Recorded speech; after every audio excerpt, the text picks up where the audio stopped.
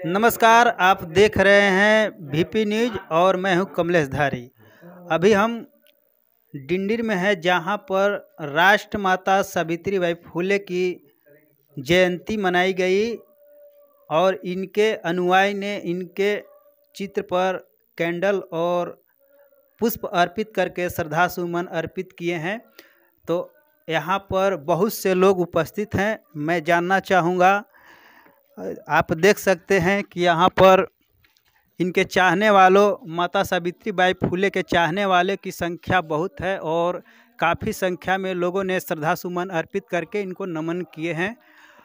हमारे बीच में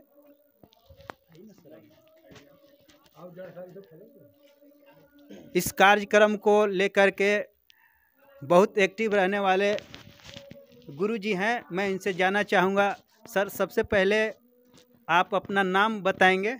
मेरा नाम सुरेश प्रसाद है। मैं डिंडीर ग्राम का वासी हूँ, प्रखंड हंसपुरा, जिला औरंगाबाद। राष्ट्रमाता सावित्रीबाई का आज जयंती है, आज हम इनको क्यों याद करते हैं?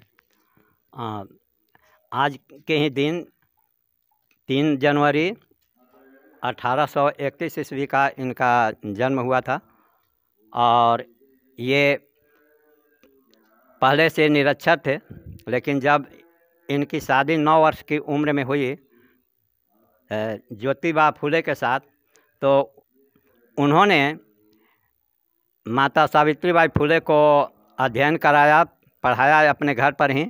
और उसके बाद महिलाओं की शिक्षा को कमी को देखते हुए उन्होंने स्कूल खुलवाया माता सावित्रीबाई फुले से। माता सावित्रीबाई फुले जब शिक्षा देना शुरू कर दिए तो वहाँ के लोगों ने घोर विरोध किया, और विरोध इस मामले में किया कि यदि किन लोगों ने विरोध किया? हाँ, विरोध करने वाले जो थे वे ये खासकर ऊंची जाति के लोग थे, ब्राह्मणवादी व्यवस्था के लोग थे, जो विरोध करते थे कि ये महिलाओं को शिक्षा दे देंगे तो ये तो बहुत बड़ा अनैति हो जाएगा, विपत्ति आ जाएगी। और इसलिए जब वे पढ़ाने के लिए जाते थे तो रास्ते में उन पर कीचड़ उछाला जाता था, गोबर फेंका जाता था। तो माता सावित्रीबाई फुले जो हैं फिर भी अपनी हार नहीं मानी और उन्होंने बहुत कठिनाई के साथ उनके संघर्षों को झेलते हुए और डबल साड़ी ले जाना प्रारंभ कर दिया और जाकर स्कूल में ही अपनी साड़ी को बदल देते थे। प्रतिदिन का ये रवैया हो गया, लेकिन फिर भी लोगों ने नहीं माना और इन्हें घर से निष्कासित करवा दिया। और इसके बाद इन्हें अपने घर में शेख फातिमा ने रखकर और अनेक स्कूलों को खुलवाकर और पढ़वाना शुरू कर दिया। ये इसलिए जब इन्होंने जब महिलाओं को शिक्षा देना प्रारंभ कर दिया तो उसके बाद से महिलाओं को शिक्षा प्रारंभ हो गई। अब हम इसी क्रम में इनके विचारों को आगे बढ़ाते हुए माता सावित्रीबाई फुले का जयंती मनाना अच्छा समझते हैं और हम मना रहे हैं। राष्ट्रमाता सावित्रीबाई फुले को शिक्षा की देवी कहा जाता है, लेकिन शिक्षा की देवी तो सरस्वती जी हैं। हाँ, यहाँ कुछ लोगों के द्वारा जो है ये व्यवस्था बना दी गई है माता सावित्रीबाई फुले को भुला देने के लिए कि उन्हें भूल जाएं। और एक जो ब्रह्मा की पुत्री भी थी और उनकी पत्नी भी, वैसे देवी को यहाँ ला खड़ा कर दिया है कि वही शिक्षा की देवी हैं। जबकि अभी तक मैं तो नहीं पढ़ा हूँ कहीं कि उन्होंने क अक्षर भी पढ़ाया है। अब कहाँ से वे कैसे शिक्षा की देवी हो गई ये मुझे पता नहीं। और भी लोग हैं, मैं जानना चाहूँगा कि एक और सर हैं।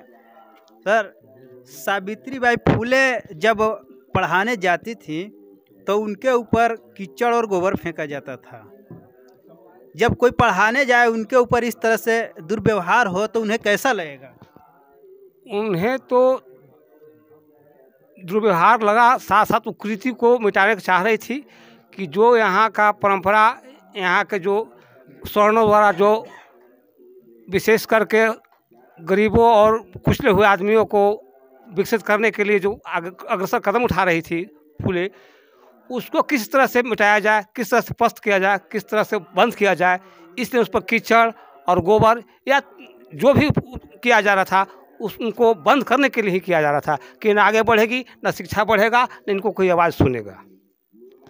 जैसे अभी एक आरजेडी के विधायक फतेह बहादुर सिंह जी हैं जो सावित्रीबाई फुले की जयंती को लेकर के होर्डिंग लगवाए हैं और उसमें एक स्लोगन लिखा जो माता सावित्रीबाई फुले ने कहा था कि मंदिर का मतलब होता है मानसिक गुलामी और स्कूल का मतलब होता है ज्ञान और तर्क, यानी विज्ञानता की ओर, वैज्ञानिक की ओर। तो कुछ लोगों ने इस पर बहुत बवाल कर दिया है, क्या इससे दिक्कत क्या है इनको? देखिए, उसमें है मानसिक तरह से बीमारी पैदा करना, भ्रम पैदा करना। जो व्यक्ति मंदिर मस्जिद के नाम पर आदमी एकजुटता कायम करता हो, वो किसी तरह विकास वाला कार्य नहीं कर सकता। वो हर तरह से विरोध करता है, माने विकास में अवरुद्ध होता है। और इनको था कहना है कि नहीं, स्कूल और कॉलेज खोल करके 10, 20, 50, 100, 1000, 10,000 जो भी से हो उनको शिक्षित करे, संगठित करे और तब संघर्ष करने का जो प्रेरणा हम लोग को दिया गया है उसको हम लोग आगे बढ़ाएं। और भी लोग हैं, कौन है? जी, आपका नाम? अवध नारायण सिंह है जी जी। माता सावित्रीबाई फुले का जयंती है, इनका विचार लोग तक कैसे पहुँचे? इनका विचार जैसे कि पहुँचे कि महिला को पढ़ने के लिए, शूद्र को पढ़ने के लिए ये विरोध के अधिकार दिलाए जी। हाँ, हमारा घर डिंडीर है, नाम अवध नारायण सिंह है, हंसपुरा थाना, जिला औरंगाबाद का हूँ। और भी लोग हैं। सर, सावित्रीबाई फुले के बारे में आप कुछ बताएं। सावित्रीबाई फुले यदि न रहते, यहाँ के महिला लोग कुर्सी पर नहीं बैठ सकते। एक समय था महिला को विलासिता के संबंध में लोग खाना बनाए वगैरह ये सब लोग काम में लेता था। और जब शिक्षा के वो देखे ये गलत प्रवृत्ति, तो अपना महात्मा फुले कुछ समाज को सुधारने के लिए महिला को शिक्षा के माने बढ़ावा देना चाहे। खुद अपना माने सावित्रीबाई फुले को शिक्षा दिए और स्कूल खुलवाए। स्कूल खुलवा के अभी सुरेश बाबू जी बोले कि पढ़ाने जब पढ़ने लोग माने जाती थी महिला, तो उन पर कीचड़ फेंका जाता। क्यों? ई विरोध में इससे भी यह काम माने न हो पाए, इन लोग आगे न बढ़ पाए, फिर भी वो कार्यरत में लगे रहे। अगर उन्हीं का देन है कि महिला आज हर एक काम में हाथ बटा रही है, हर एक काम में, डॉक्टर से लेकर इंजीनियर मन सब, आज सैनिक बल में भी है, हर जगह। उस समय उन लोग को हमारे घर से बाहर निकलने नहीं दिया था, बंधन में बांध कर रखा गया था। तो ये बहुत बड़ा काम किए सावित्रीबाई फुले। तो इसके लिए हम बहुत माने सभी को माने इनको यादगारी करने के लिए, इनके नीति पर चलने के लिए विचार को माने हम सहमत माने हैं। और भी लोग हैं। सावित्रीबाई फुले ने शिक्षा के अलावा और क्या किए, क्या योगदान रहा उनका? जी, जहाँ तक हमने सावित्रीबाई फुले के बारे में जाना है, माता सावित्रीबाई फुले ने मात्र महिलाओं को ही पढ़ाने का काम नहीं किया, उन्होंने दलित और पिछड़ों के घरों में से जो बच्चे काफ़ी ज़्यादा गरीब और पिछड़े के जो बच्चे मतलब कि ऐसे घूमते थे, उन लोगों को ज़बरदस्ती ला के अपने कुटिया में पढ़ाने का कार्य किया उन्होंने।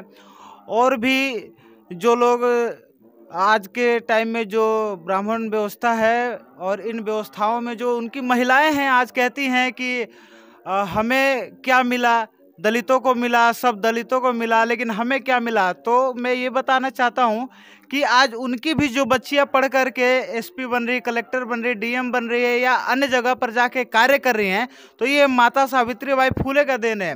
माता सावित्रीबाई फुले ने ही ये हक और अधिकार दिलवाया है, जिसके दम पर आज हर एक महिला कहीं ना कहीं पदस्थापित है।